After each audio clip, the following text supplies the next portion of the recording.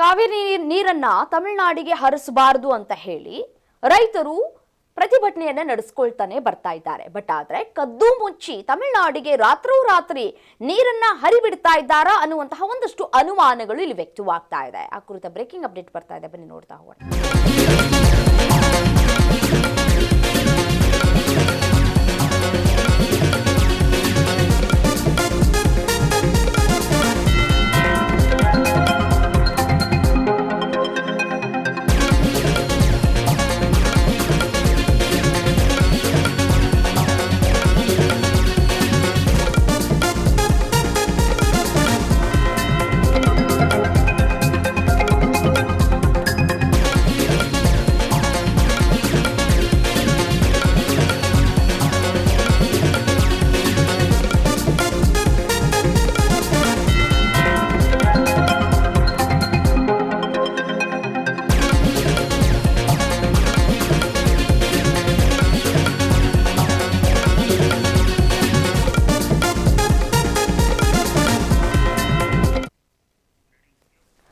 ಕದ್ದು ಮುಚ್ಚಿ ತಮಿಳುನಾಡಿಗೆ ಕಾವೇರಿ ನೀರನ್ನ ಹರಿಬಿಡಲಾಗ್ತಾ ಇದೆ ಅಂತ ಹೇಳಿ ರೈತರು ಆಕ್ರೋಶವನ್ನು ವ್ಯಕ್ತಪಡಿಸ್ತಾ ಇದ್ದಾರೆ. ಇವತ್ತು ಕೆಆರ್ಎಸ್ ನಿಂದ 5,000 ಕ್ಯೂಸೆಕ್ಸ್ ನೀರನ್ನ ಬಿಡುಗಡೆ ಮಾಡಲಾಗಿದೆ ಅಂತ ಹೇಳಿ ರೈತರಲ್ಲಿ ಅನುಮಾನಗಳು ವ್ಯಕ್ತವಾಗ್ತಾ ಇದೆ. ನಿನ್ನೆಯಷ್ಟೇ ನೀರು ಬಿಡ್ತಾ ಇಲ್ಲ ಅಂತ ಹೇಳಿ ಶಾಸಕ ರಮೇಶ್ ಬಾಬು ಬಂಡಿ ಸಿದ್ದೇಗೌಡ ಅವರು ಹೇಳಿದ್ರು.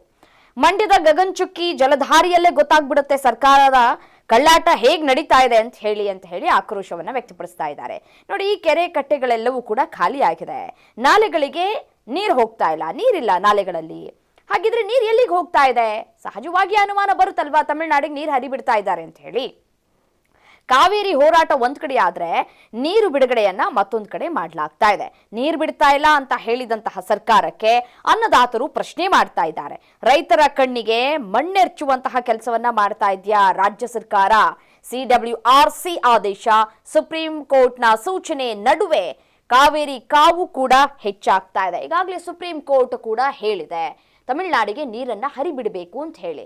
ಸೊ ಹಾಗಾಗಿ ರೈತರು ಬಿಗಿ ಪಟ್ಟನ್ನ ಹಿಡಿದಿದ್ದಾರೆ. ಯಾವುದೇ ಕಾರಣಕ್ಕೂ ನೀವು ತಮಿಳುನಾಡಿಗೆ ನೀರನ್ನ ಹರಿಸಬಾರದು. ಸುಪ್ರೀಂ ಕೋರ್ಟ್ ಆದೇಶವನ್ನ ಕೂಡ ನೀವು ತಳ್ಳಿ ಹಾಕಿದ್ರೂ ಪರವಾಗಿಲ್ಲ, ತಮಿಳುನಾಡಿಗೆ ನೀರನ್ನ ಹರಿಸಬಾರದು ಅಂತ ಹೇಳಿ ರೈತರು ಬಿಗಿ ಪಟ್ಟನ್ನ ಹಿಡಿದಿದ್ದಾರೆ. ನೋಡಿ, ಒಂದಷ್ಟು ಪ್ರಶ್ನೆಗಳನ್ನ ಕೂಡ ಮಾಡ್ತಾ ಇದ್ದಾರೆ. ಸಹಜವಾಗಿ ಅನುಮಾನಗಳು ಮೂಡ್ತಾ ಇದೆ ರೈತರಲ್ಲಿ. ಕೆರೆ ಕಟ್ಟೆಗಳೆಲ್ಲವೂ ಕೂಡ ಖಾಲಿ ಆಗಿದೆ, ನಾಲೆಗಳಲ್ಲಿ ನೀರಿಲ್ಲ. ನೀರು ಎಲ್ಲಿಗೆ ಹೋಗ್ತಾ ಇದೆ? KRS ಡ್ಯಾಮ್ನಲ್ಲೂ ಕೂಡ ನೀರು ಖಾಲಿ ಆಗ್ತಾ ಇದೆ. ಹಾಗಿದ್ರೆ ಎಲ್ಲೋಗುತ್ತಪ್ಪ ನೀರು ಅಂತ ಹೇಳಿ ಪ್ರಶ್ನೆ ಮಾಡ್ತಾ ಇದ್ದಾರೆ. ಸಹಜವಾಗಿ ಅನುಮಾನ ಬರುವುದು ಸರ್ವೇ ಸಾಮಾನ್ಯ. ತಮಿಳುನಾಡಿಗೆ ರಾತ್ರೋರಾತ್ರಿ ನೀರನ್ನ ಹರಿಬಿಡುವಂತಹ ಕೆಲಸವನ್ನ ಮಾಡ್ತಾ ಇದೆ ಸರ್ಕಾರ ಅಂತ ಹೇಳಿ ಹೋರಾಟವನ್ನ ಮಾಡ್ತಾ ಇದ್ದಾರೆ. ನಾವು ಬಹಳ ದಿನಗಳಿಂದಲೂ ಕೂಡ ಹೋರಾಟವನ್ನ ಮಾಡ್ಕೊಂಡು ಬರ್ತಾನೆ ಇದ್ದೀವಿ ಕಾವೇರಿ ನೀರಿಗಾಗಿ. ಆದ್ರೆ ಅದು ಸರ್ಕಾರದ ಕಣ್ಣಿಗೆ ಕಾಣಿಸ್ತಾ ಇಲ್ವಾ? ಒಂದ್ ಕಣ್ಣಿಗೆ ಬೆಣ್ಣೆ, ಒಂದ್ ಕಣ್ಣಿಗೆ ಸುಣ್ಣ ಬಳಿಯುವಂತಹ ಕೆಲಸವನ್ನ ಯಾಕೆ ಮಾಡಬೇಕು? ಮುಂದಿನ ದಿನಗಳಲ್ಲಿ ಬಹಳಷ್ಟು ಸಮಸ್ಯೆಗಳಾಗತ್ತೆ. ನೀರಿಗೆ, ಕುಡಿಯುವ ನೀರಿಗೆ ಹಾಹಾಕಾರ ಎದುರಾಗುವಂತಹ ಮುನ್ಸೂಚನೆ ಈಗಲಿಂದಲೇ ಸಿಗ್ತಾ ಇದೆ ಅಂತ ಹೇಳಿ ರೈತರು ಆಕ್ರೋಶವನ್ನ ವ್ಯಕ್ತಪಡಿಸ್ತಾ ಇದ್ದಾರೆ.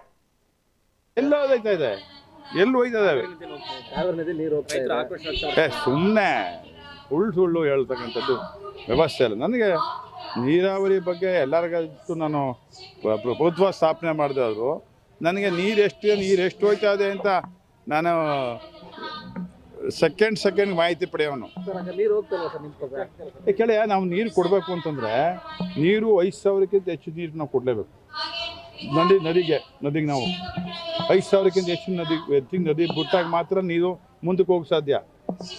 ನಮ್ಮಲ್ಲಿ ಈ ಕೊಟ್ಟಿರ್ತಕ್ಕಂಥದ್ದು ಎಷ್ಟು ನಾಲೆಗಳು, ಅಣೆಕಟ್ಟು ನಾಲೆಗಳು ಎಷ್ಟು ಬರ್ತದೆ? ವಿರ್ಜಾ, CDS, RBLL, ದೇವರಾಯ, LBLL, ಅಲ್ಲಿಂದ ನಮ್ಮ ರಾಜಪರಮೇಶ್ವರಿ, ರಾಮಸ್ವಾಮಿ, ಮತ್ತು ಇಲ್ಲಿ ಸಣ್ಣ ಪುಟ್ಟ ಬಂಗಾರ ದೊಡ್ಡಿ, ಎಷ್ಟು ಅಣೆಕಟ್ಟು ಬರ್ತವೆ ನಮಗೆ ಕೆಳಗಡೆ. ಇಲ್ಲಿಂದ ಕೆಳಗಡೆ ಬರ್ತಕ್ಕಂಥದ್ದಕ್ಕೆ ಆಮೇಲೆ ಎಕ್ಸ್ಟೆನ್ಷನ್ನು. ಈಗ ಬನ್ನೂರು ಟ್ಯಾಂಕಿಂದ ಎಕ್ಸ್ಟೆನ್ಷನ್ನು ವರ್ಣಾಗ ನೀರು ಕೊಟ್ಟಿದ್ದೀವಿ. ಯಾರು ಕೊಟ್ಟಿದ್ದೀವಿ? ಸತ್ಯವಲ್ಲ, ನಮ್ಮ ಅಪ್ರಾಣಿಗೂ ಯಾರು ನಮ್ಮ ಸರ್ಕಾರ ನಮ್ಮ ಅಪ್ರಾಣಿಗೂ ನಾವು ಕೊಟ್ಟಿಲ್ಲ. ನೀರು ಎಲ್ಲಿ ರಿಯಲೈಸ್ ಆಯ್ತಾ ಇದೆ ಅಂದರೆ ನಾವೇನು ನೀರು ಕೊಟ್ಟಿದ್ದೀವಿ, 1 ತಿಂಗಳಿಂದ ನಾವು ನೀರು ಕೊಟ್ಟಿದ್ದೀವಿ ಕುಡಿಯೋಕ್ಕೆ ಅಂತೇಳಿ. ಕುಡಿಯೋ ನೀರು ಕೊಡಲೇಬೇಕು ಅಂತ ಒತ್ತಾಯ ಮಾಡಿ